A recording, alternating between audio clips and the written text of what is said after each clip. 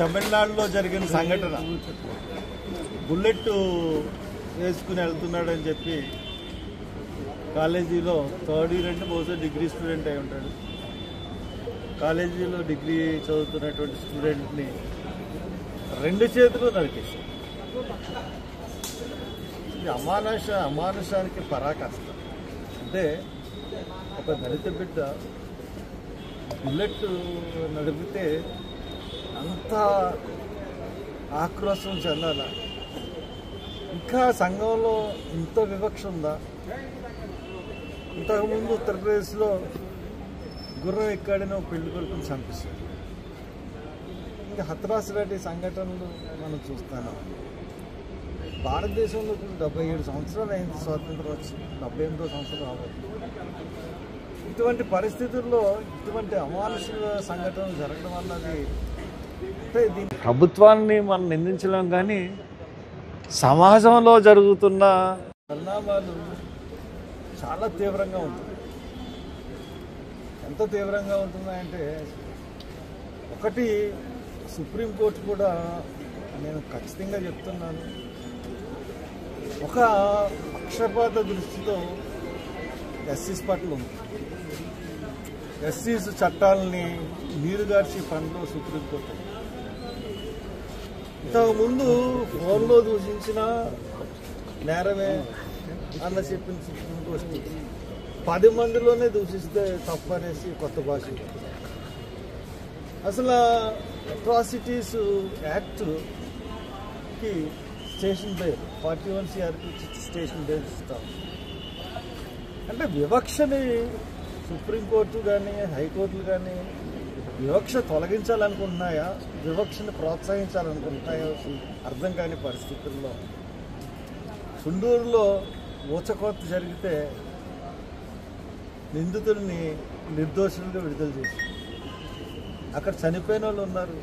ముద్దాయిల్ని పట్టుకోవాల్సిన బాధ్యత ఎవరు? ఇప్పటికీ ముద్దాయిల్ని పట్టుకోలేదు.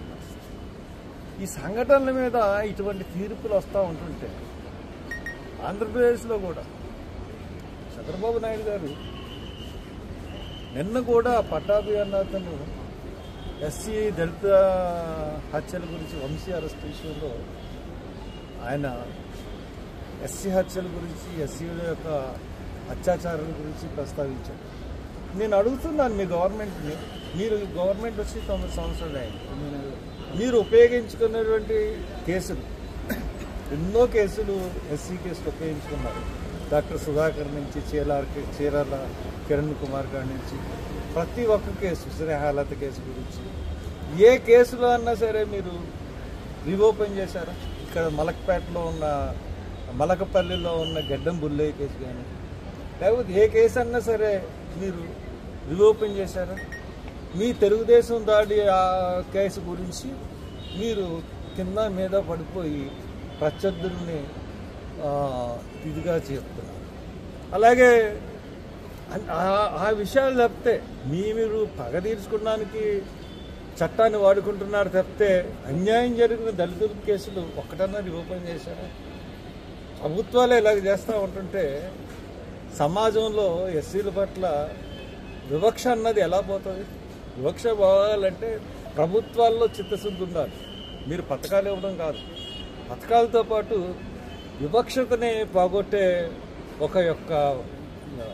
వివక్షతను పోగొట్టే గుణం ఉండాలి. మానవత్వంతో ప్రవర్తించాలి. ఇంకా గుళ్ళకి వెళ్ళనివ్వట్లేదు. చాలా చోట్ల గుళ్ళకి ఎస్సీసీని రానివ్వట్లేదు. మనం చూసాం అక్కడ కర్నూలులో ఎస్సీ సర్పంచి ఎలక్ట్ అయిన వెంటనే వెళ్తే అతని గుళ్ళోకి వెళ్ళినందుకు ఫైన్ వేశారు. ఇటువంటి సంఘటన గుళ్ళోకి కూడా రానివ్వకుండా మీరు ఇలా చేస్తూ ఉన్నారంటే ఇది మంచి పద్ధతి కాదు. కోర్టుల్లోనూ ప్రభుత్వాల్లోనూ మార్పులు రావాలి. ఈ వివక్ష పోవాలంటే, అట్రాసిటీస్ పోవాలంటే ఇవన్నీ కావాలి. కాబట్టి ఆ దిశగా ఆలోచించమని ప్రభుత్వాన్ని కోరుతాను. కోర్టులు. Thank you.